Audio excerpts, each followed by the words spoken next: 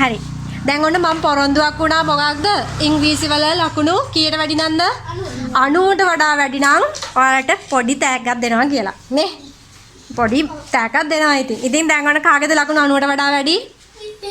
තරුෂගේ. එහෙනම් අපි තරුෂට තෑග්ගක් දෙමු නේ? හරි.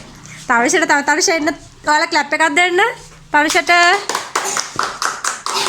හරි. තරුෂගේ තෑග්ග.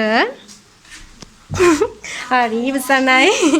ඔන්න තරුෂගේ තෑග්ග. ඊගාවට ලකුණු 70ට වඩා වැඩි කට්ටිය කවුද ඉන්නේ? මගේ අනිත් පුංචි පැටවුනොත් ලකුණු 70ට වැඩිය අරගෙන තිබ්බ නිසා මම ඒගොල්ලන්ටත් පුංචිම පුංචි තෑග්ගක් මට පුළුවන් විදියට සූදානම් කරා. එයාලා ඒ තෑග්ගත් හරිම ආසාවෙන් තමයි බාරගත්තේ. ඉතින් ඒක මට ගොඩාක් ලොකු සතුටක්. විශේෂයෙන්ම මම මේ වීඩියෝ එක අද දවසේ කරන්න හිතුවේ ගිය පාර වාර විභාගේ තරුෂගේ ලකුණු 100න් 100ම තිබ්බා. හැබැයි මට වීඩියෝ එකක් කරගන්න බැරි වුණා. ඉතින් මේ පාරත් 90ට වැඩි අරගෙන තියෙනවා මේ බබා. ඒ වගේම අනිත් අයත් ලකුණු 70ට වැඩි අරගෙන තියෙනවා.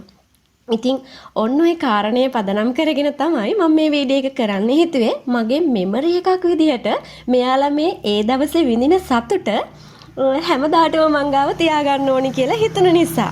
එහෙනම් මාත් එක්ක මේ වීඩියෝ එක බලපු ඔයාලා හැමෝටම අපේ සතුට බෙදාගත්තට ගොඩාක් ස්තුතියි.